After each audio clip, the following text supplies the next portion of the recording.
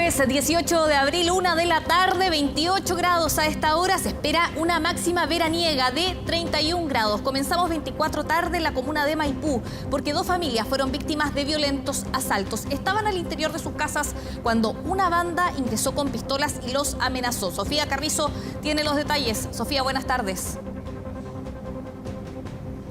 ¿Qué tal? ¿Cómo estás, Vale? Muy buenas tardes. Los saludamos desde la comuna de Maipú para contarles este caso, un hecho dramático que quedó plasmado a través de estas cámaras de seguridad que usted está viendo en las imágenes de cómo un grupo de sujetos bajo la denominada actuar como el abordazo ingresan a esta vivienda, pero ojo, no ingresan a una, sino que a dos. Vayamos por parte para ir contándoles más que nada cómo ocurre este hecho. A eso de las 3:30, cerca de las 4 de la madrugada, cuando en calle Ingeniero Roberto Llano, a la altura del 5500, llega estas personas, ingresan forcejeando el portón, también echando abajo la puerta a la casa de la esquina que usted está viendo en las imágenes. Al interior había una mujer, un adulto mayor, junto a su hijo, y ellos estaban durmiendo a esa hora cuando se despiertan con el ruido.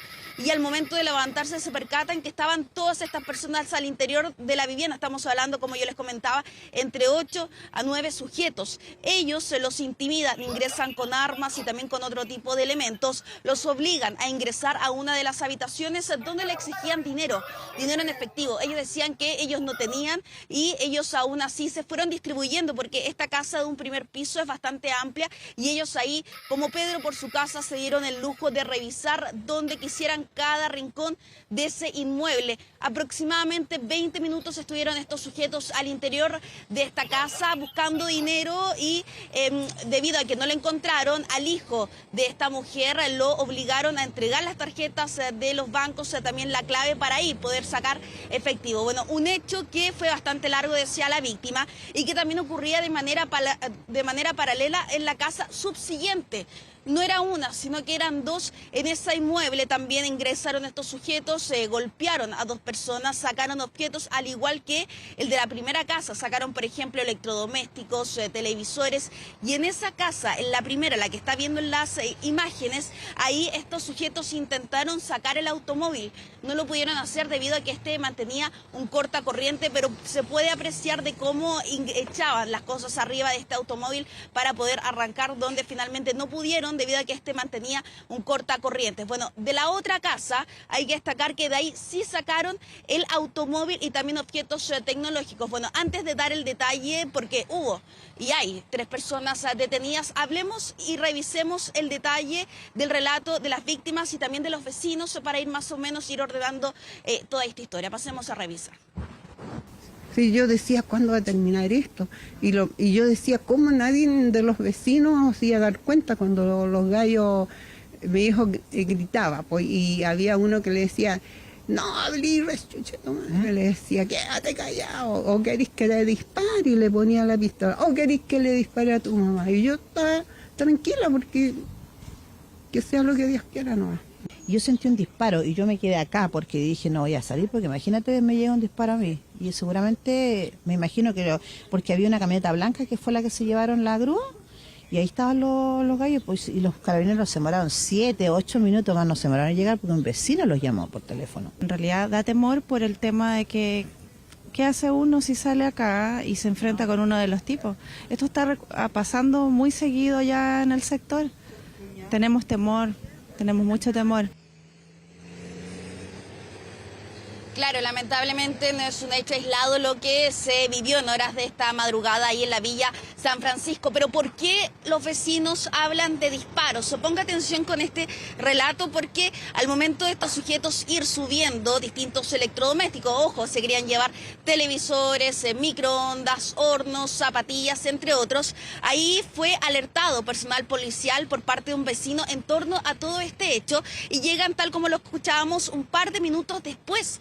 Y es ahí cuando ven de frente a estos delincuentes, donde parte de la banda arranca en uno de los vehículos que llegaron y el de la que habían sustraído de la otra familia. Sin embargo, otros 3 sujetos lograron ser detenidos, pero Ojo, porque uno de ellos intentó arrancar, fue seguido por efectivos policiales y es ahí cuando este delincuente saca un arma y apunta al funcionario policial, donde obviamente el efectivo, producto de que se vio en peligro su integridad, hace uso de su arma de servicio y dispara en al menos una ocasión. Casquillo que quedó en la vía pública. También pudimos ver imágenes de aquello donde fue aislado, ese sitio donde fue encontrado, y ahí se logra la detención en esa calle de estos 3 sujetos. Estamos hablando de 2 menores de edad, todavía no sabemos el detalle de la edad de ambos, y también un adulto, los cuales se mantienen antecedentes penales. Tenemos declaraciones por parte del Ministerio Público, los invito a revisarlas de inmediato.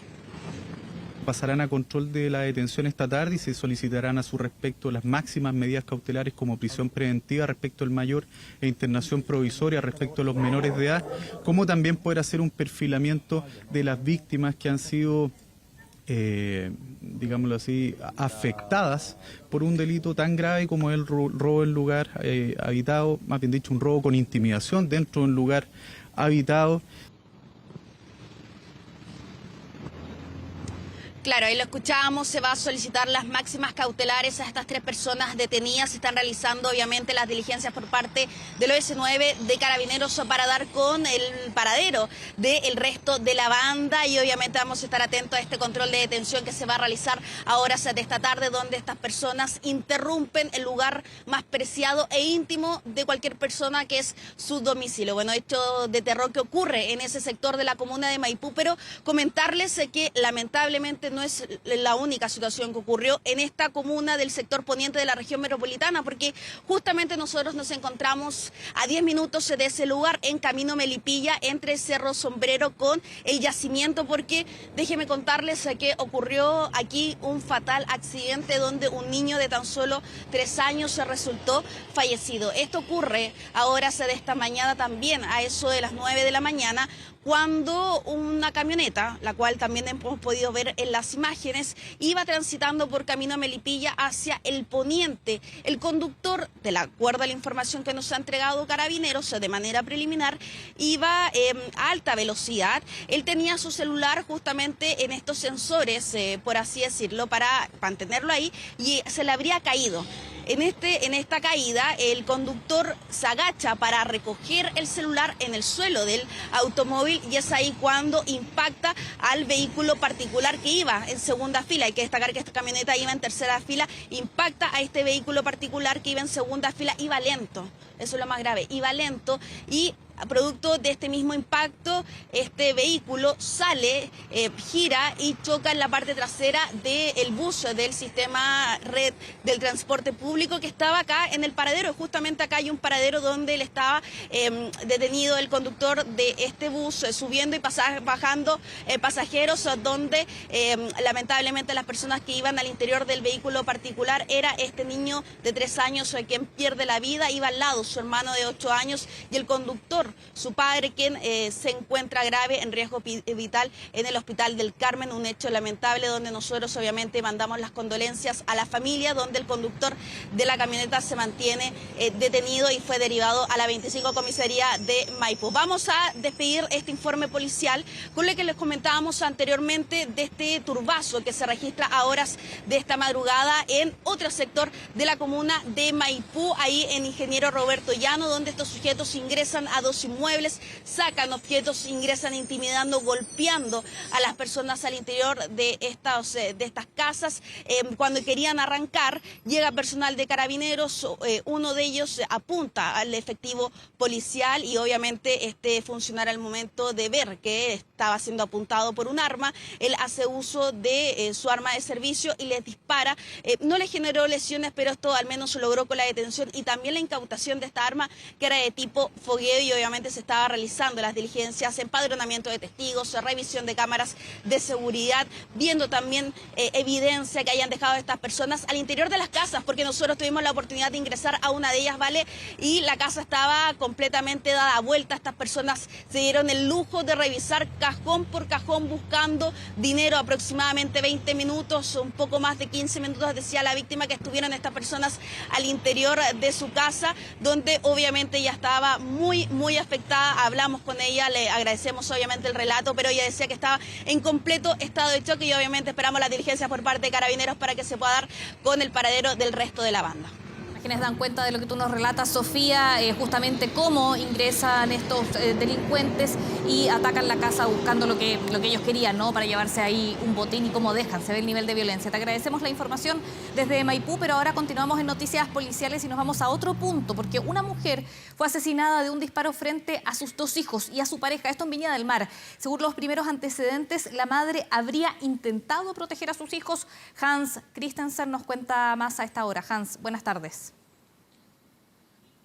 Hola, ¿qué tal, Vale? ¿Cómo estás? Nosotros atentos a este nuevo hecho de alta connotación pública acá en la región de Valparaíso, particularmente en la parte alta de Viña del Mar, en la población Gómez Carreño. No estamos hablando de un delito, de un homicidio que ocurriera bastante entrada a la noche. Eran cerca de las 9 aproximadamente cuando esta familia se percata de que hay al menos 2 personas intentando hacer ingreso a su vivienda. De acuerdo a los relatos de algunos vecinos, incluso señalan que quienes serían eventualmente los responsables de este crimen llegaron en un auto blanco sedán hacia este pasaje y posteriormente entonces al intentar hacer ingreso por la puerta principal y no lograrlo, doblan por el sector posterior, por un sector lateral de esta vivienda en donde ven la silueta de esta mujer que está en la cocina de la vivienda, inmediatamente entonces percutando un certero disparo que le impacta en su sector torácico y ya finalmente aquello lo que le quita la vida. Lo más preocupante de esto es que ella estaba en compañía de sus 2 pequeños hijos. Estamos hablando de un adolescente que tendría 14 años, otro menor de solo 12 y que presenciaron toda esta situación, además de la pareja de esta mujer de 33 años, un crimen que la verdad ha conmocionado a toda esta población en un sector bastante tranquilo, apacible. Estamos hablando de una zona en donde particularmente viven muchas personas jubiladas, adultas mayores, y es por eso que su noche se vio interrumpida lamentablemente por este crimen. Hay algunos registros que dan cuenta, son registros sonoros, al menos lo que hemos podido escuchar, en donde se logra oír cómo uno de estos 2 menores sale hacia la calle pidiendo ayuda, pidiendo socorro para su madre y en algún minuto incluso siguiendo al vehículo de quienes serían entonces los responsables de este lamentable crimen. Llegó la brigada de homicidios hacia ese lugar, llegó también el grupo ECO de la Fiscalía para poder hacerse caso entonces de estas diligencias, pero lamentablemente de momento no hay ninguna persona detenida por este confuso incidente hasta el momento, del cual la verdad todavía se carecen antecedentes para saber efectivamente cuál era el vínculo que tenía esta mujer con estas 2 personas, al menos que han sido sindicadas por los vecinos como quienes serían los responsables de este nuevo homicidio. Eso está en investigación. Nosotros hemos podido conversar con las policías, también con la Fiscalía. Escuchemos.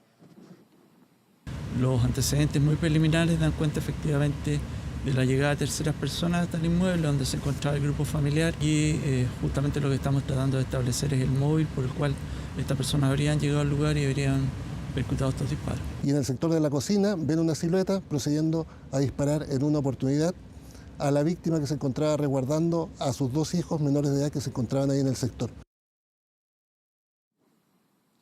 Bueno, Vale, esta probablemente es una de las aristas que más preocupa, producto de la crueldad de lo que fue este homicidio, ¿no? Que finalmente se logra perpetrar frente a estos 2 menores de edad que, la verdad, salieron hacia afuera de esta vivienda pidiendo socorro a los vecinos, a la comunidad, quienes incluso, de acuerdo a lo que se pudo ver a través de algunas redes sociales, prefirieron quedarse dentro de sus viviendas como medida de precaución también ante cualquier otra situación que pueda haberse visto derivada de lo que fue este primer hecho, lamentablemente, que termina con la vida de esta mujer entonces de solamente 33 años. Es una escalada de violencia, o al menos eso es el sentir de algunos de los vecinos, no solamente de la comuna de Viña del Mar. Hemos visto homicidios bastante crudos en Quilpué, en Villa Alemana, en Valparaíso. Hace solamente algunas semanas atrás veíamos cerca de 4 homicidios en menos de 48 horas, al menos acá en el Gran Valparaíso, y es por eso entonces que también se está solicitando a las autoridades que puedan poner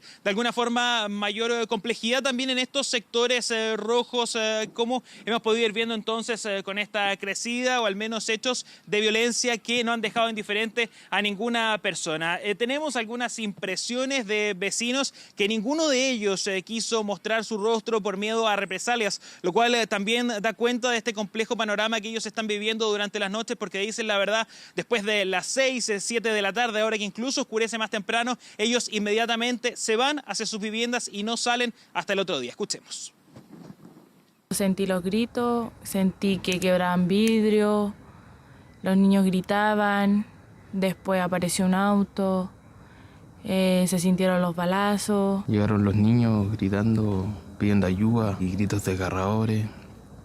Estaban echando la culpa a alguien, pero no se entendía muy bien. Yo sentí un balazo y una gritadera de los niñitos, que los niñitos gritaban por su mamá. Yo a ella no la conocía, no sabía, no sé nada de ellos yo, porque ellos arrendaban ahí. Ya habían llegado hace poco, menos de un mes. Hace menos de un mes ellos habían llegado hacia ese sector de la población Gómez Carreño, en donde la verdad no habíamos visto algún hecho de connotación, al menos en este tenor, en el último tiempo. Estamos hablando de cerca de un rango de 5 años atrás, esto no había ocurrido. Si bien los vecinos dicen, ven o al menos sienten de manera persistente, por ejemplo, la presencia de disparos durante las noches, no se había visto materializada la criminalidad de esta forma, al menos en esa parte de Viña del Mar, y es por eso que les preocupa todo esto que está ocurriendo. Nosotros nos desplazamos más temprano hacia esa zona y pudimos constatar en terreno que la verdad los vecinos que estaban transitando, caminando, al menos en ese sector particularmente donde fue este crimen, lo hacían solamente para tomar locomoción, para tomar los colectivos, tomar las micros, pero nos explicaban que incluso en horas de la mañana ellos también toman algún tipo de resguardo, algún tipo de cuidado producto de esta creciente delincuencia, porque si bien en este momento fue un homicidio de esta madre, una mujer de 33 años, dicen que por ejemplo también allí hay algún tipo de foco de robos que de alguna forma también se cometen en contra de personas adultas mayores de la tercera edad, y eso sin lugar a dudas también ha mantenido en vilo y preocupadas a todas estas personas que de alguna forma también van viendo una escalada de violencia, ¿vale? Partieron con robos y finalmente ahora están viendo cómo se están materializando estos homicidios. Te escucho. Obviamente es una situación crítica lo que vivieron estos vecinos, dramática, y se había afectado a toda una familia que había llegado hace poco en el sector, pero claro, tú nos estás relatando que más allá de estos hechos ya había una sensación de inseguridad en ese sector de Viña del Mar y que se arrastra desde hace tiempo. ¿Te dicen desde hace cuánto tiempo ellos sienten que ha empeorado la situación en su barrio? Hace aproximadamente un año atrás es donde ellos dicen, o al menos sitúan un año, año y medio, que ya, por ejemplo, el tema de las balas en horas de la noche es persistente, es algo que sienten y de alguna forma, vale, ellos lo escuchaban lejano, quizás podían ser en poblaciones aledañas, en poblaciones de lado. Recordemos que allí está el sector de Reñaca Alto, está el sector de Achupayas, de Glorias Navales, también donde hemos visto otro tipo de delitos, pero nunca este tipo de crímenes había llegado tan cerca de alguna forma, si lo queremos llamar, a la puerta de sus casas. Podíamos ver cómo la gran mayoría de los vecinos, al menos en ese sector, salía muy temprano a trabajar. Por ejemplo, se realizaba este desplazamiento entonces y posteriormente las calles quedaban completamente vacías y ellos de alguna forma intentan realizar su vida en horas de la tarde y de la noche, pero nos explicaban que es bastante complejo también para ellos, producto de esta creciente sensación de inseguridad. O sea, vale, nosotros les contábamos la semana pasada también, por ejemplo, sobre la detención de este delincuente que no tenía ningún tipo de antecedente y que también asesinó a un padre por robarle un celular en el centro de Viña del Mar, en la calle 2 Norte. Entonces, no sé si estamos hablando particularmente ya de hechos aislados, al menos acá en el Gran Valparaíso. Sí, hechos de extrema violencia, Hans. Esto de llegar, disparar directamente a una persona, hay que esclarecer qué es lo que ocurrió ahí. Por supuesto, nos preocupa también lo que comunican los vecinos ahí en tu reporteo. Muchas gracias por la información y bueno, estamos atentos a cómo se desarrolle esta investigación para esclarecer estos hechos que son bastante dramáticos. Muchas gracias, Hans. Buenas tardes. Bien, vamos a pasar a otras noticias, pero también en el ámbito de la seguridad, porque Carabineros dio a conocer que Dayonis Orozco, prófugo por el asesinato del mayor Emanuel Sánchez, cambió de nombre y apariencia para evitar ser encontrado. Pamela Araya ha estado reporteando este tema durante la mañana y nos informa. Pame, buenas tardes. Hola Valentina, muy buenas tardes. Nosotros estamos en el lugar donde fue asesinado el mayor Emanuel Sánchez hace prácticamente una semana. Recordemos que ya son 3 los detenidos, están en prisión preventiva, 180 días de investigación, pero en la audiencia de formalización allí se dijo que el autor material era quien hoy está prófugo, sería quien hoy está prófugo y es quien tú señalabas. Estamos hablando entonces de Dayonis Junior Orozco Castillo. Él habría sido finalmente quien le causó la muerte al mayor padre de un niño de 13 años. Pues bien, ¿qué ha ocurrido en el último tiempo? Y tú lo señalabas. Ocurre que se detuvo a estas 13 personas que están en prisión preventiva, pero este hombre es prófugo. Lo que se conoce, al menos algunos antecedentes, es que él huyó en otro vehículo y de inmediato les cuento cuál es el nombre que tendría. Según los antecedentes, la alerta que fue dada a conocer por Carabineros, el nuevo nombre de este sujeto que estaría dando él es finalmente el nombre que ha señalado, que se llama Yendris Segundo Paz Pérez. Yendris Segundo Paz Pérez, que es la alerta que ha sido dada a conocer entonces por Carabineros con una cédula de identidad falsa, más bien dicho, un DNI falso venezolano. ¿Qué pasa?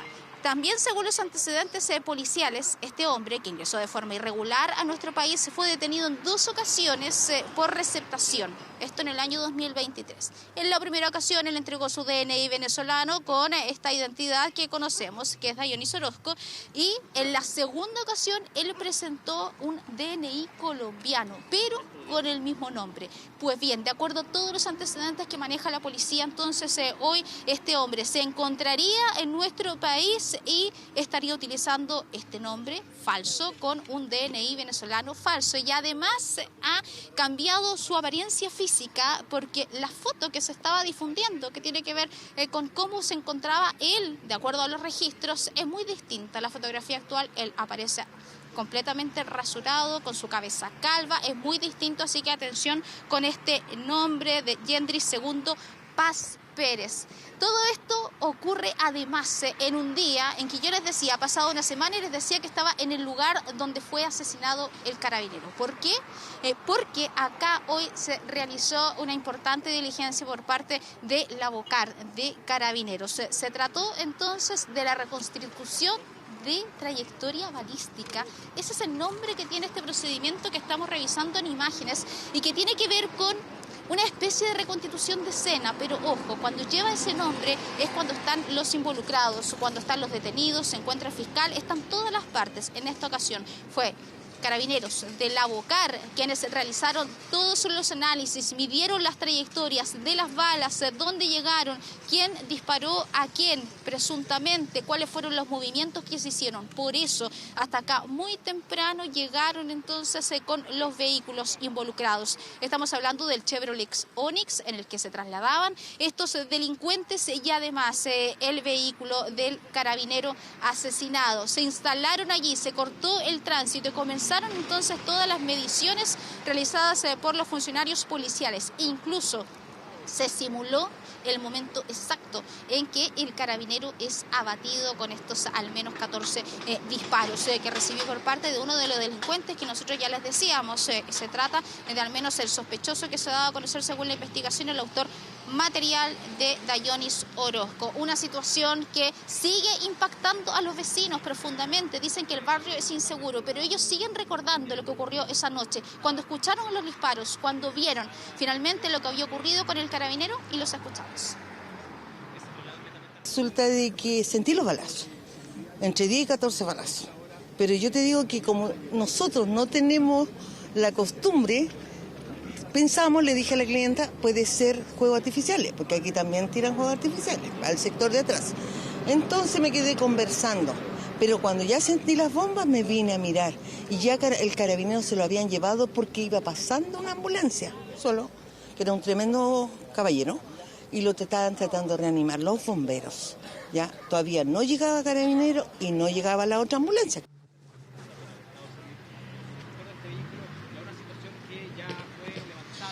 Vecinas entonces sí que están muy afectadas, como ha ocurrido en otras situaciones. Hay también otros habitantes de este sector de Quinta Normal que no quieren hablar en cámara con la prensa, ni siquiera prestar su testimonio, solo con la voz, porque temen represalias. Dice que acá este lugar es muy peligroso, que se están desarrollando asaltos todos los días, no solo con motochorros, sino que también otro tipo de hechos delictuales.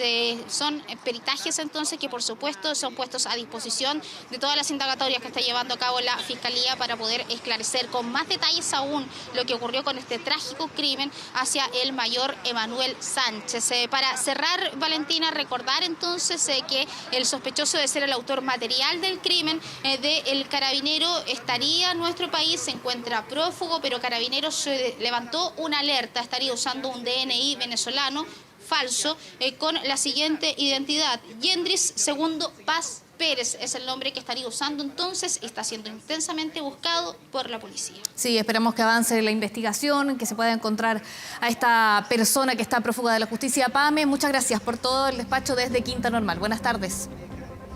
Bien, son las 1 de la tarde con 25 minutos, vamos a una breve pausa y regresamos con más noticias. 29 grados en Santiago. Ya volvemos con 24 tarde.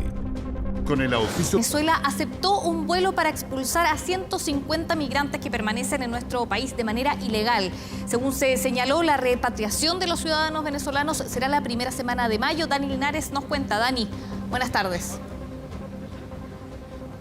Es un vuelo charter que ha organizado el gobierno chileno para poder enviar al menos a 60 ciudadanos venezolanos hacia su país en un proceso de expulsión que tiene contemplado a 150 personas, pero al ser un vuelo charter lamentablemente no pueden viajar toda la cantidad de personas que hoy están en situación de expulsión en nuestro país por haber cometido algún tipo de crimen. Se ha hecho esta gestión con el gobierno venezolano para poder generar la autorización necesaria para utilizar el espacio aéreo de aquel país para poder ingresar este vuelo. Se va a concretar esto en la primera semana de mayo, pero de aquí en adelante el Ejecutivo ha señalado poder dialogar con Venezuela para establecer un calendario de vuelo que permita repatriar al resto de las personas que hoy están en situación de expulsión y a quienes en el futuro puedan estar en esa situación en nuestro país por haber cometido algún tipo de crimen. Al menos se busca agendar un calendario de vuelos por todo el año 2024 para hacer una situación mucho más expedita este proceso de expulsiones de personas que cometan crímenes en nuestro país, particularmente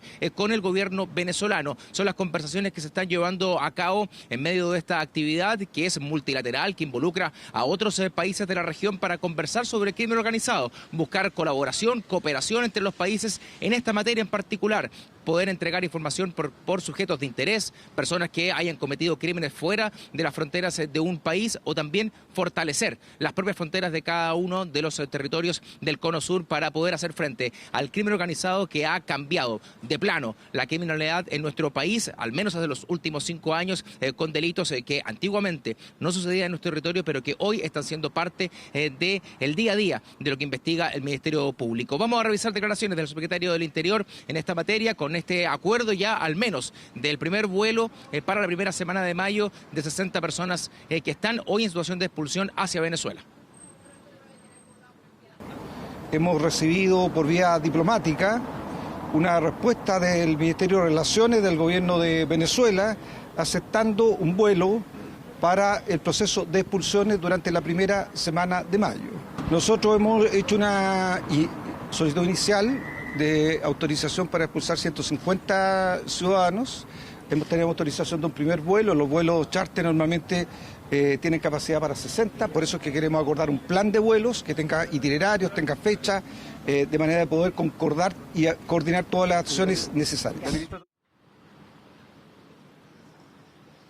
Y precisamente en el diálogo diplomático con Venezuela, la ministra del Interior y Seguridad Pública, Carolina Toá, en el inicio de esta reunión multilateral hizo énfasis precisamente en la colaboración de ambos gobiernos para poder poner ante la justicia a quienes hoy presuntamente son los autores del crimen del teniente Ojeda, ciudadano venezolano refugiado en Chile que fue secuestrado y asesinado en nuestro país y que se espera, según la información que manejan hoy las policías, los autores de aquel crimen están hoy en territorio venezolano, han huido de nuestro país y es por eso que la ministra del Interior, aprovechando el inicio de esta instancia multilateral, ha hecho un llamado directo al gobierno venezolano a colaborar en esta materia para poner a estas personas ante la justicia lo antes posible. Vamos a revisar declaraciones de la titular de Interior en la inauguración de este foro, debates en torno a la criminalidad en América Latina. Enfrentamos un desafío tremendo por un delito muy violento que se sufrió en Chile, un secuestro que terminó en un homicidio de un ciudadano venezolano que estaba en Chile y que estaba en condición de refugiado. El rastreo indica que se devolvieron a Venezuela. Si no colaboramos con Venezuela en encontrarlos y detenerlos, los ciudadanos chilenos y también los venezolanos que viven en Chile no confiarán más en nuestras instituciones, sentirán desconfianza de nuestras democracias, no creerán en nuestros gobiernos y pensarán que se tienen que proteger solos.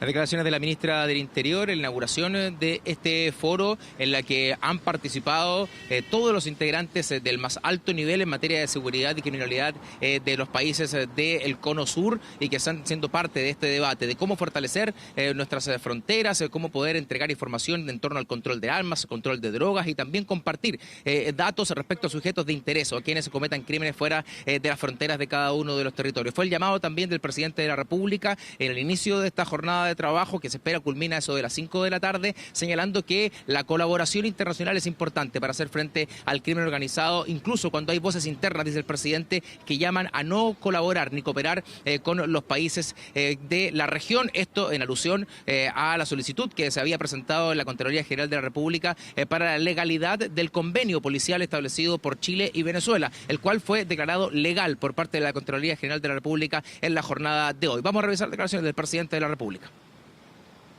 He querido abrir este encuentro haciendo un enérgico llamado a la unidad de nuestros países, a la unidad de Sudamérica y a la unidad de América Latina para poder hacer frente común en el combate contra el crimen organizado y el narcotráfico. Cuando hay voces en nuestros países que pretenden encerrarse en sí mismas y llaman a no relacionarse con otros estados, nosotros decimos que la única manera de enfrentar los desafíos comunes que tenemos en América del Sur es justamente colaborando.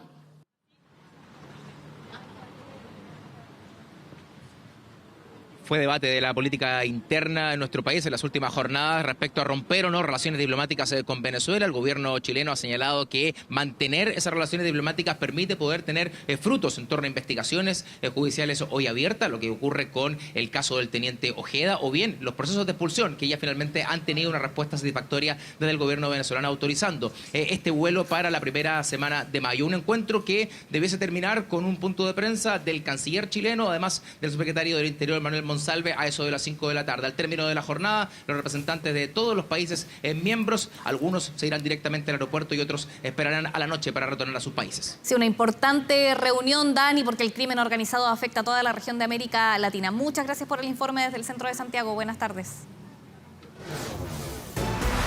Y vamos a cambiar completamente de tema. Atención con estas imágenes. Un delincuente fue detenido tras robar más de 100 champús desde diversas farmacias de Talcahuano, en la región del Biobío. El antisocial está acusado de 9 robos con intimidación y hurtos. Felipe Jara con los detalles de este ladrón. Felipe, bastante curioso lo que robaba. ¿Se sabe por qué iba por tras los champús? ¿Cómo estás? Buenas tardes.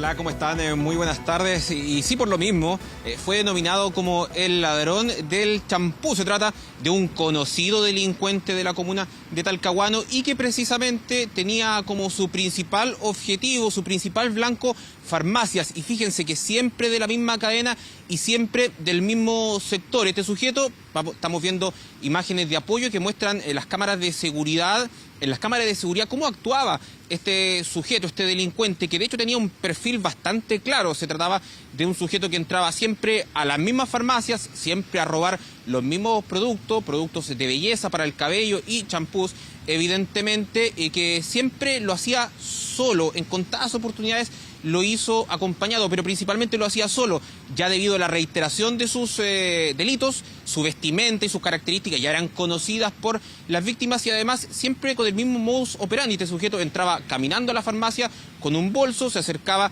a los estantes donde están los champús y ahí sencillamente comenzaba a echarlos dentro de su bolso para después retirarse del lugar. En algunas ocasiones, y de hecho lo muestran las cámaras de seguridad, dependientes y vigilantes de estas farmacias lo intentaron retener. Sin embargo, este sujeto sencillamente salía caminando, salía corriendo, algunas veces tomó incluso locomoción. Hay que decir que este sujeto se inició un foco investigativo en el Ministerio Público debido a la reiteración y la preocupación que había por este sujeto que estaba actuando en la comuna de Talcahuano. Así se logró establecer y acreditar su participación en 9 robos, como se lo decía yo, siempre a la misma cadena de farmacias y siempre robando los mismos productos. De hecho, fíjense que de estos 9 delitos en los cuales se pudo acreditar su participación, 7 fueron a la misma sucursal de esta cadena de farmacias ubicada en Avenida Colón de la comuna de Talcahuano. Tú me preguntabas al comienzo cuál era el objetivo de este sujeto, por qué robaba estos champú principalmente de estas farmacias. Ya está bastante claro. ¿Por qué? Porque lo conocían en la comuna de Talcahuano y está ya claro por parte de las autoridades que cada vez que este sujeto ingresaba a las farmacias a robar, posteriormente se dirigía de inmediato a ferias libres de la comuna de Talcahuano, donde reducía estos productos porque evidentemente en estas farmacias eran vendidos a precios mucho más baratos que en el comercio establecido. Los quiero invitar a que pasemos a escuchar declaraciones al respecto. Más conocido como el rey del champú y del bálsamo.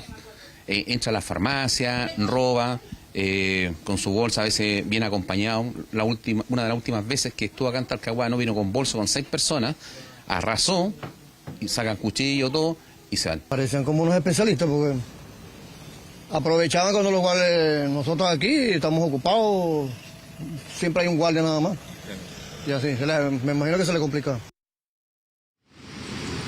A un hombre de 25 años de edad en al menos 9 delitos de robo con intimidación.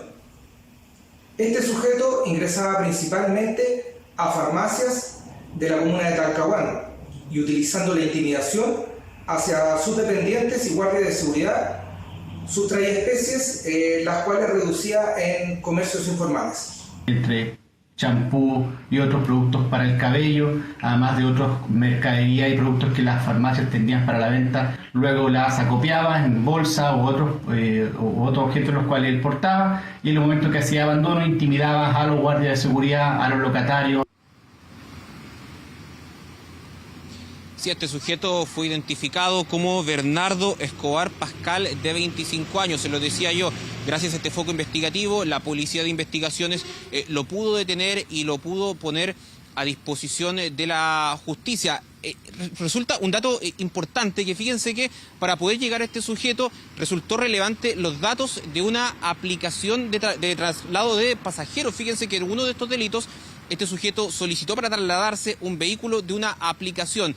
Se solicitó la información y gracias a esta información se pudo acreditar el domicilio desde el cual este delincuente había solicitado el vehículo. Se pudo acreditar posteriormente que efectivamente era un domicilio en el cual él vivía y así se pudo finalmente llegar a detener a este conocido delincuente, el ladrón del champú en la comuna de Talcahuano, que estuvo generando temor y preocupación durante varios meses en la ciudad de Puerto. ¿Qué pasó con él? Fue formalizado por los delitos de hurto y por robo con intimidación. el Ministerio Público solicitó la medida cautelar de prisión preventiva que acogió el tribunal y efectivamente quedó cumpliendo esta medida cautelar este conocido delincuente de la comuna de Talcahuano. Tenía todo un negocio entonces, Felipe, con esa marca de champú que iba y comercializaba de forma informal. Muchas gracias por todo el despacho desde el Biobío. Bien, vamos a otras noticias, porque la Policía de Investigaciones impidió que el alcalde de Recoleta, Daniel Jadue, saliera del país. El edil afirmó que lo sucedido fue un atentado a la democracia. ¿Por qué? Nos informa Marian Basso. Marian, buenas tardes. Hola, Vale, muy buenas tardes a ti y a todos los que nos están viendo. Les voy a explicar en palabras del alcalde de Recoleta, Daniel Jadue, cómo sucedieron los hechos durante las últimas horas. Él señala que llegó al aeropuerto de Santiago para tomar un vuelo rumbo a Venezuela. Esto tras la invitación del líder de ese país, Nicolás Maduro, para asistir a un encuentro de municipalidades y organizaciones sociales. El pasaje estaba previsto para las 12 de la madrugada con 30 minutos. Llega, pasa Policía Internacional, le timbran el pasaporte para poder salir del país. Y dice el alcalde que cuando llega al detector de metales para pasar sus pertenencias, se acerca hacia él un efectivo, un funcionario de la Policía de Investigaciones, y le dice que debe acompañarlo hasta la oficina porque deben resolver asuntos pendientes. Ahí el alcalde, según señala, le pregunta por qué, si no tiene medidas cautelares para poder salir del país, y finalmente lo dejan salir tras estas preguntas a la Policía de Investigaciones. Pero en ese momento, dice el alcalde, lo llama a su abogado y le señala que la fiscal Giovanna Herrera de la Fiscalía Centro Norte le había señalado que si subía al avión iba a emanar una orden de detención personal para que se quedara en el país y por ende para que lo bajaran de ese avión. Ahora, recordemos el contexto y por qué también se da esta situación por parte de la Fiscalía. El próximo 29 de mayo se va a realizar la audiencia de formalización contra el alcalde de Recoleta por los delitos de administración desleal, estafa, cohecho y fraude al fisco por la compra de insumos que se dio entre la Asociación Chilena de Municipalidades y también las farmacias populares, liderada por el alcalde de Recoleta y tras una denuncia de la empresa Best Quality. ¿Qué señala entonces el alcalde? Señala que esto es una medida de facto que se adopta por parte de la Fiscalía, que hay una animadversión en contra de su persona, que es totalmente ilegal lo que se señala y que se van a tomar todas las medidas que van a tener a consideración con su abogado. Ahora vamos a pasar a revisar una gráfica que es la comunicación oficial que se da por parte de la Fiscalía y por qué da los argumentos de que sucede esta situación. Dice que el próximo 29 de mayo, como les comentaba, la Fiscalía va a realizar esta formalización y que dentro de las facultades legales que tiene el Ministerio Público se encuentra la de procurar y asegurar la realización de la audiencia indicada, por lo que era posible en ese contexto solicitar judicialmente una medida cautelar personal para cumplir con el objetivo. ¿Cuál podría ser lo que se temía, ¿no es cierto?, para el vuelo del alcalde Jadue? Es que tuviera el peligro de fuga y por ende esta es la situación que advierte la Fiscalía. Ahora, lo decíamos, el alcalde Jadue señaló que va a tomar medidas y acciones legales y también vamos a pasar a escuchar sus reacciones durante esta mañana que la daba en el programa La Voz de los que Sobran, alegando, ¿no es cierto?, contra esta acción que toma el Ministerio Público durante las últimas horas. Falta la verdad el comunicado de la Fiscalía, que no fue en esos términos que se le habló a mi abogado. A mi abogado se le amenazó con pedir una orden de detención verbal y bajarme del avión si es que yo subía al avión. Me impuso una medida cautelar de facto sin ninguna orden de ningún tribunal, además aduciendo una especie de peligro de fuga. El alcalde también en esta entrevista que se toman medidas de facto con abuso de poder, hay una acción discriminatoria, señala también el alcalde de Recoleta una animadversión de la fiscal Giovanna Herrera en su contra y señala también que junto a su abogado van a estudiar y presentar acciones legales, recursos de protección, tutelas de garantía porque quieren lesionar su imagen y dignidad, señala el alcalde de Recoleta. Además se le consulta en esa entrevista si va a pedir la remoción de la fiscal a cargo de su caso y señala que ella ella no tiene la idoneidad para llevar adelante el proceso y que van a tomar y estudiar todas las acciones legales que corresponda. Ha habido reacciones también por parte del mundo político durante esta jornada respecto de esta situación del alcalde de la comuna de Recoleta. Se le consultó también al Ejecutivo respecto de las alegaciones que realizó su defensa y también el alcalde, y señalaban por parte del gobierno que bien no conocen cuáles son los argumentos por parte del alcalde de Recoleta, pero el ministro de Justicia, Luis Cordero, ha señalado que tanto la Fiscalía como la Policía de Investigaciones son entidades autónomas y serias. Escuchemos esas declaraciones.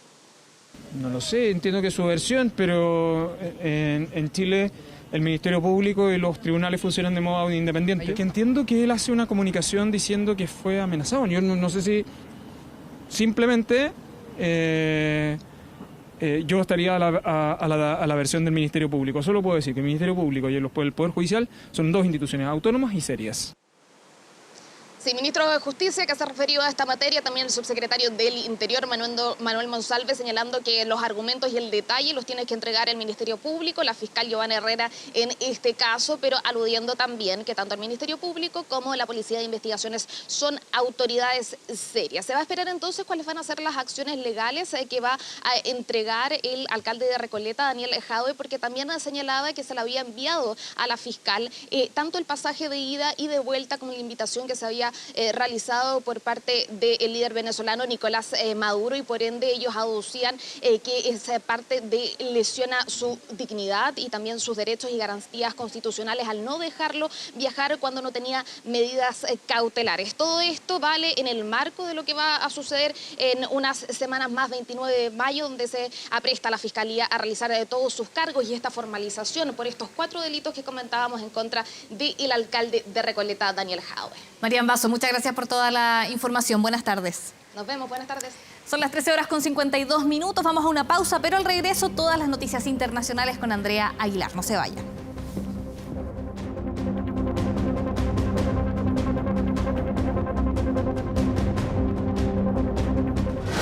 Ya volvemos con 24 tarde, con el auspicio de TAN 300 de Great Wall Motors. 2 de la tarde en punto, regresamos con Andrea Aguilar y noticias internacionales, pero Andrea, que también tienen relación con nuestro país, sobre todo el primer tema, ¿no? ¿Cómo estás? Buenas tardes. ¿Cómo estás, Vale? Muy buenas tardes. ¿Cómo están ustedes en sus casas? Sí, tiene que ver también con nuestro país y sobre todo con el dolor de una familia chilena, porque la Fiscalía General de California decidió no presentar cargos en contra del policía de Los Ángeles que asesinó a la niña chilena Valentina Orellana Peralta, de 14 años. El fiscal Rob Bonta aseguró que la joven estuvo en el lugar equivocado, en el momento equivocado. Y no justificó obviamente el hecho procesal de este oficial llamado William Jones, que además había sido también muy cuestionado en ese accionar, en esa falta de protocolos. Él había disparado el pasado 23 de diciembre de 2021 la bala que finalmente terminó con la muerte de esta pequeña de 14 años. Recordemos además que la joven se encontraba en un probador de un centro comercial de Los Ángeles cuando ingresa un hombre violentamente a este lugar, comienza a golpear a la gente, la policía le dispara a este hombre y una de las balas impacta directamente en esta menor chilena y finalmente ella pierde la vida en este lugar. Un caso que fue muy dramático porque ella había llegado con su mamá hace tan solo 6 meses antes de estos hechos a Estados Unidos, a vivir justamente en Estados Unidos, Claro, ¿no? Y que además tuvo, Valentina, una relevancia muy importante en Estados Unidos porque era además una menor que era de origen latino y que se sumaba también a ese grupo de personas que habían sido asesinadas, dice mucha gente, ¿no?, por brutalidad policial en Estados Unidos. De hecho, la defensa de la familia Valentina Orellana fue hecha en un primer momento por este abogado que es conocido también por llevar causas como la de George Floyd, por ejemplo. Así que ha sido una noticia tremenda. De hecho, hemos podido tomar contacto con la familia de esta menor. Dice que ellos van a hacer una rueda de prensa la próxima semana, asesorándose obviamente de sus abogados para ver cuál va a ser el paso a seguir después de esta decisión judicial. Seguimos hablando en materia internacional y vamos ahora a Colombia, porque una tragedia ocurrió hoy en una clínica de Medellín. Un paciente mató a un doctor con un arma de fuego en circunstancias que todavía se están investigando. El hecho ocurrió hace pocos instantes en la clínica Medellín, en donde este paciente atacó a su doctor, luego comenzó a incendiar parte del recinto, Sucede esto, Valentina, en una zona que es conocida como El Poblado, que además es una de las zonas más lujosas de Medellín, y obviamente se desató el pánico entre el personal médico. Todavía no se sabe muy bien qué fue lo que sucedió en este lugar. Había al menos el piso 9 del lugar fue el que se vio afectado por este incendio, y las autoridades inmediatamente ordenaron el desalojo de todas las personas que se encontraban al interior de este recinto. Estamos viendo justamente las imágenes de las patrullas policiales, también de los bomberos de Medellín llegando para poder atender esta emergencia, y actualmente la policía se mantiene en la calle cerrada donde ocurrió este incidente. Trabajan también para poder contener la emergencia mientras se está investigando qué fue lo que justamente llevó a este hombre a atacar a su doctor. Y tú dijiste en un barrio de lujo, un barrio acomodado, no un barrio a lo mejor con algún tipo de crisis de seguridad. No, realmente El Poblado es un barrio bastante acomodado, en donde además hay muchos restaurantes, mucho bar, y también está la Clínica Medellín, que es una de las clínicas más famosas de esta ciudad. Seguimos avanzando siempre en materia internacional. Vamos a esta hora para Medio Oriente, porque como un infierno humanitario ha calificado durante esta jornada el secretario general de Naciones Unidas lo que está ocurriendo en la franja de Gaza. Antonio Guterres aseguró que después de 6 meses de esta ofensiva, las condiciones humanitarias en esta zona palestina realmente son muy complicadas. Hay riesgo además de hambruna. Aseguró que existe un peligro muy importante de que se desate un gran conflicto regional. Lo vimos también durante el fin de semana con lo que sucedió con este ataque de Irán hacia Israel, producto también de toda la tensión que se ha ido gestando en esta zona del mundo desde el pasado 7 de octubre. En ese sentido, el líder de Naciones Unidas pidió al Consejo de Seguridad llevar a cabo una acción diplomática exhaustiva para poder evitar que escale justamente esta tensión en Medio Oriente. Vamos a revisar parte de sus declaraciones. Medio Oriente está al borde de un precipicio. En los últimos días hemos visto una peligrosa escalada, tanto en palabras como en hechos. Un error de cálculo, una falta de comunicación. Un error podría conducir a lo impensable, un conflicto regional a gran escala que sería devastador para todos los involucrados. Declaraciones que además se dieron en el contexto de la votación para incorporar a Palestina como Estado miembro de Naciones Unidas, y después de 6 meses de conflicto que ha dejado al menos 34.000 palestinos muertos, entre ellos 14.000 niños.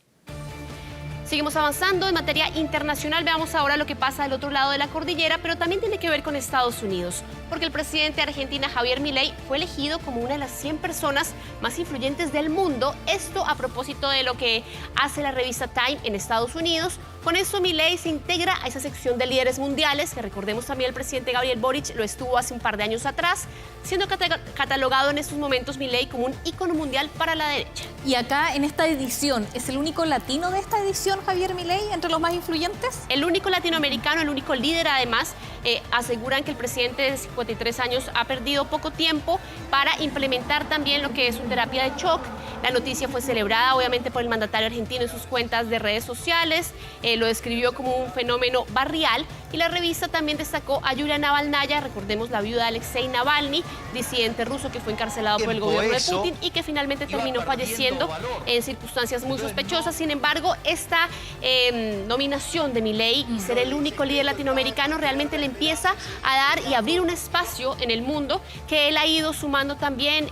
La semana pasada lo teníamos en Estados Unidos, también con la compra de estos F-24 a Dinamarca, y además de esto, con lo que ha anunciado su gobierno hoy, que ha sido la intención de sumarse como un país socio de la OTAN, por lo cual es muy claro que Javier Milei quiere abrir todas sus opciones para consolidar su liderazgo, ya no solamente en Argentina, sino también a través de sus fronteras. Y tiene una agenda muy hacia afuera de la región, hacia afuera de América Latina. No está pensando en, bueno, él lo había dicho ya en la campaña, miraba más hacia Estados Unidos. Claro, era muy claro que él iba a mirar hacia Estados Unidos, hacia Israel y ahora también hacia Europa. Seguimos avanzando en materia internacional. Vamos a ver este tema de Brasil, porque se han conocido nuevas imágenes de cómo una mujer transportó el cadáver de su tío para pedir un préstamo. Ayer les comentábamos de este caso muy horroroso además, pero se han conocido nuevas imágenes a través de las cámaras de seguridad en ese momento en el que Erika de Souza Vieira llega con el cuerpo sin vida de su tío a una sucursal bancaria para reclamar un préstamo por algo más de 3 millones de pesos. y las imágenes muestran ese momento en el que ella llega en su auto al banco, desciende con el cuerpo de su tío para luego ingresar al recinto, y posterior a esto es el llamado de los funcionarios del banco a la policía. Finalmente empiezan a grabar ellos cuando se dan cuenta que esa persona ha fallecido, y la mujer, recordemos, fue detenida por la policía y ahora podría enfrentar cargos por difamación de un cadáver y también por malversación de fondos. Realmente macabro esta historia de Brasil, Andrea. Horrible. Y vamos a pasar a otro tema que tiene que ver con China, porque realmente un verdadero susto se llevaron las personas que se encontraban en una tienda de mascotas en el gigante asiático. Un auto se estrella justamente contra esta tienda que vemos en imágenes, un hecho que ocurre en Kunshan, esto es el sur de China, cuando ese automóvil blanco pierde el control absolutamente y termina adentro de la tienda causando daños a los equipos, al lugar, también hiriendo al menos a 2 de las mascotas que sufrieron heridas graves al interior de esta tienda, y la mujer que conducía el automóvil resultó ilesa pese a que casi destruyó por completo el interior de esta tienda. Y para terminar, Vale, vamos a mostrar un video que yo creo que la gente y tú en sus casas también han visto seguramente a través de redes sociales. ¡Ay, lo he visto! ¿Cuál es el origen de este mapache? Pudimos averiguar cuál es el origen. Necesitamos la canción de fondo, además. ¿Ya? Porque gran parte del éxito es esta canción de Rafaela Carrá que estamos escuchando. Bueno, este mapache, que en redes sociales es el mapache Pedro, es una mapache que está en Ucrania, pero que se llama Ginger y que se hizo viral. Ella tiene 7 meses, fue rescatada en Mariupol. Su dueño comenzó a ponerla en redes sociales. Sin embargo, todo se volvió viral cuando otro usuario de TikTok le sumó la música de Rafaela Carrá, esa canción de 1980 de Pedro, o una versión actualizada, porque además es una especie de remix que se hace, lo musicaliza y esta mezcla electrónica se hace viral porque obviamente la mapache aparece casi que bailando, hace unos movimientos muy tiernos, pero en redes sociales se ha vuelto toda una sensación. Uno al menos, Vale, uno está en Instagram y está absolutamente todo el tiempo hablando de eso, la gente justamente viendo todo ese tema. Oye, Andrea Aguilar, me aclaraste absolutamente el panorama porque yo no sabía, se me aparecía el mapache y no sabía el origen, así que gracias por esa información, yo realmente no lo sabía. Andrea, pero atención con lo siguiente porque yo sé que tú estás atenta a esta noticia, no te vayas, porque ya viene Karol G, ¿cierto? Mira, la voy a ver el sábado y les voy a dar la apreciación de qué me va a parecer ese concierto. La vi en Viña y la encuentro fenomenal. ¿Lograste entradas para Karol G? Oye, es que aunque son 3, estaba difícil encontrar entradas. Muy, muy difícil. Y fue uno de los grandes conciertos de Viña. Bueno, el Metro de Santiago informó la extensión de su horario para este viernes, sábado y domingo por los conciertos de Karol G. Pero ¿qué estaciones van a cerrar más tarde? Quizás este dato te sirve, Andrea. ¿Tú qué vas? ¿Qué le vamos a preguntar a Joaquín San Martín que nos cuenta los detalles? Paco. ¿Qué tal, Vale? Andrea también, yo no sé si ustedes son bichotas. Absolutamente somos bichotas. Somos fan. Fanáticas absolutas. ¿Y tú? Oye, ustedes entonces son una de las... yo no soy tan bichota que digamos, soy un fanático de clásicos. De hecho, estamos uniformadas, casi que bichotas. Importante, ahí... Oye, ustedes son unas de las tantas de fanáticos y fanáticas, de bichotos y bichotas que van a llegar mañana y hasta el próximo domingo al Estadio Nacional para disfrutar del concierto de la colombiana Karol G. Es por eso que durante esta jornada se juntaron las autoridades, 57.000 personas que van a llegar día a día hacia el Estadio Nacional, se juntaron para tomar una serie de medidas, principalmente la delegación presidencial, el Metro de Santiago y también la municipalidad. ¿Qué va a pasar con las personas? El llamado que realizaron principalmente es a venir en transporte público, por eso que se tomaron medidas. En el caso del Metro de Santiago Este, la estación Estadio Nacional va a extender su horario por 2 horas y media. Es decir, va a funcionar hasta las 1:30 de la madrugada. Una estación que va a estar solamente abierta para que las personas se puedan entrar y puedan bajarse en las distintas estaciones de la línea 6. En este caso, Los Leones, también la estación Ñuble, Franklin y Cerrillos. Es parte del funcionamiento que va a tener durante esta jornada, estos 3 días de concierto de la línea 6, para que las personas vengan. El llamado que realizó la autoridad, usen el transporte público. Y también un reforzamiento del sistema red. En cada una de las estaciones que les nombramos, Franklin, también Cerrillos, Ñuble y Los Leones, van a haber buses del sistema red esperando a las personas para transportarlos a diferentes puntos, principalmente la comuna de Las Condes, también las personas de Maipú, Puente Alto y San Bernardo. Es parte del reforzamiento para que los bichotos y bichotas vengan a disfrutar del concierto de Karol G, que va a ser hasta el próximo domingo acá en el Estadio Nacional. Hablaron las autoridades y también, importante, ahí se está desplegando una gráfica que ustedes pueden ver en pantalla para que puedan entender también mejor el funcionamiento del transporte público durante estos días. Vamos a escuchar las declaraciones que dieron durante estas jornadas las autoridades y entregamos otras más de las recomendaciones que dieron para que puedan disfrutar de un buen concierto de la bichota acá en su llegada a Chile. 4 estaciones de la línea 6 van a poder además combinar con buses red que van a estar esperándolos para llevarlos a sus distintos destinos finales. Así que en una combinación del sistema de transporte público, buses y metro, vamos a facilitar el acceso y la salida particularmente de todas las personas. Hemos tenido muchísimas reuniones de coordinación para poder poner todo a punto y a tono para estas jornadas. A la productora se han hecho mayores exigencias de seguridad y también de control. Van a haber no solo guardias de seguridad, sino también algunos funcionarios que van a ayudar a poder guiar a las personas, dar información adecuada. Ahí teníamos entonces parte de los anuncios que se van a hacer, que se hicieron en materia de transporte público. ¿Qué va a pasar con las calles? Importante a las personas, también porque van a haber cortes de tránsito desde mañana, desde las 12 de la tarde. En particular, las personas, para que tengan precaución, los conductores, corte de tránsito en el norte, en José Domingo Cañas, al oriente, en Avenida Macul, en el caso del sur, Rodrigo de Araya, y por el poniente, en la comuna, en la calle de San Eugenio. Es parte de los cortes de tránsito para que los conductores tomen diferentes precauciones y además la municipalidad informó que va a haber un trabajo en conjunto de seguridad ciudadana y carabineros para poder aquí resguardar la seguridad de las personas que vengan a ver a Karol G. Principalmente se va a estar controlando a los conductores, también buscando que no hayan vendedores ambulantes alrededor del Estadio Nacional, y también un llamado que realizó la alcaldesa de Ñuñoa, que se va a estar entregando diferentes credenciales a los vecinos porque va a haber un cierre perimetral alrededor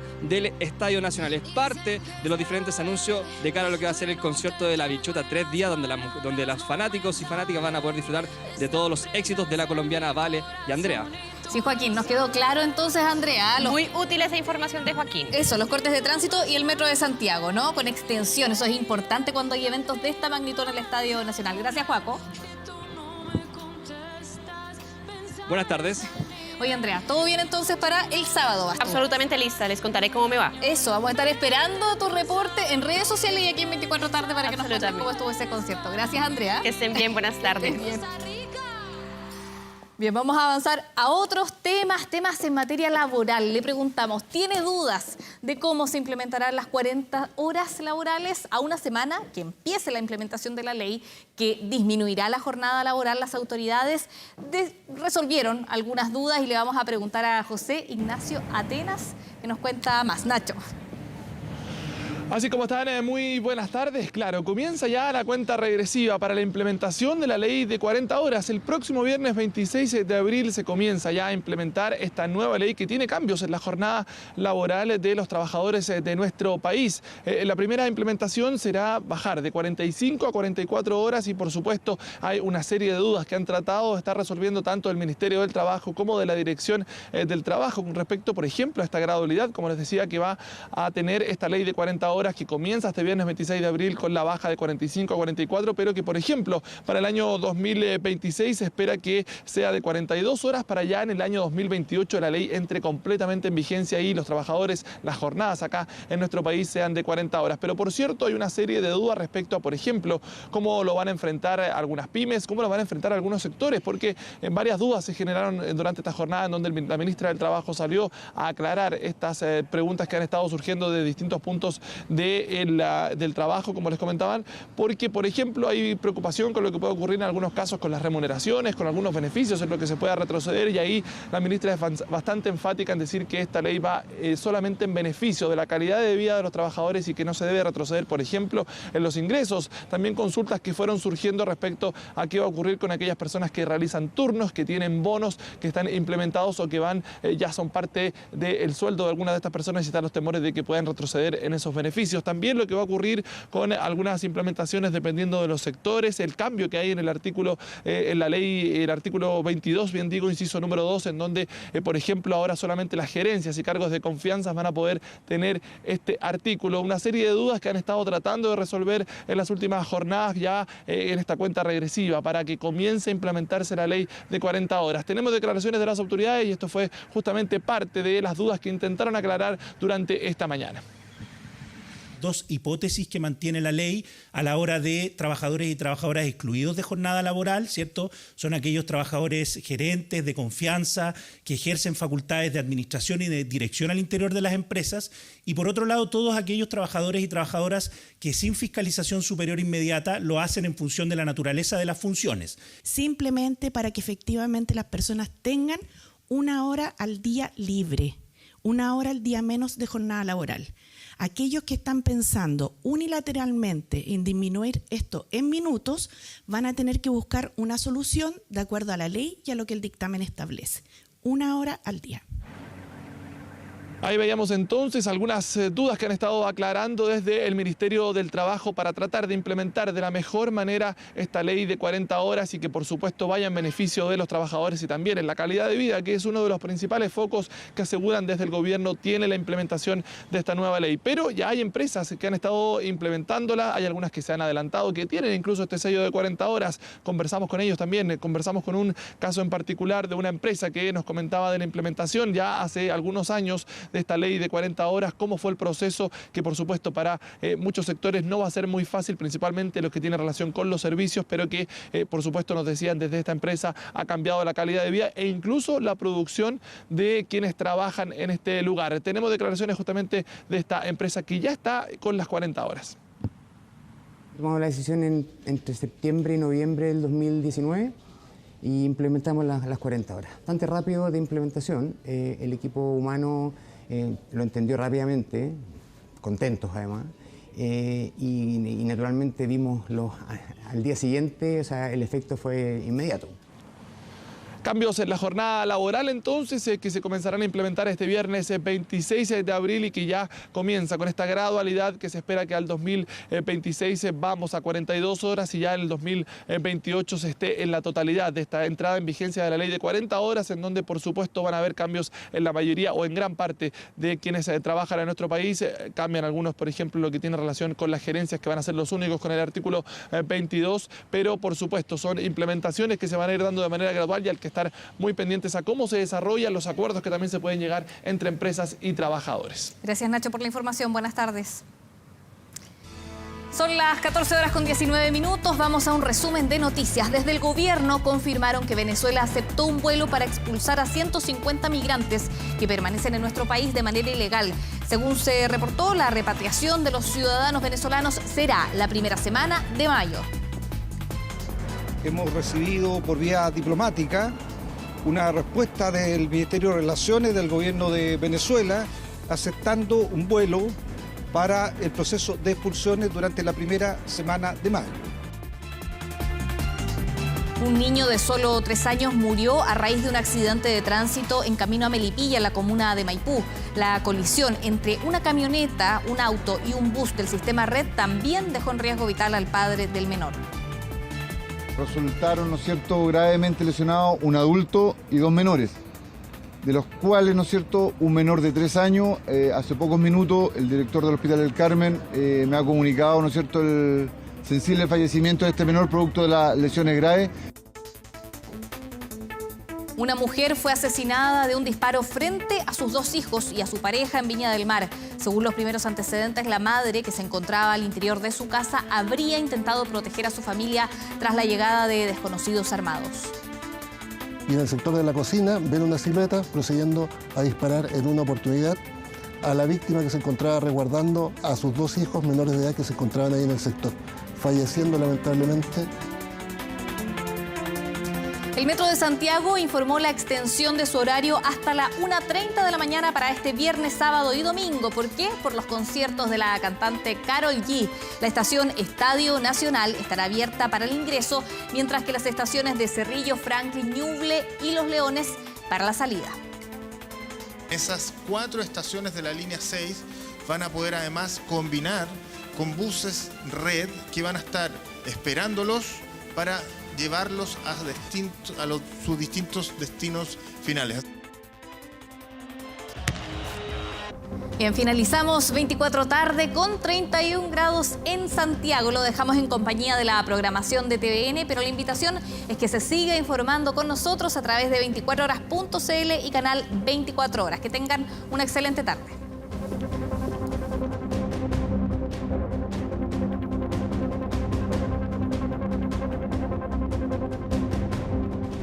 Con el auspicio de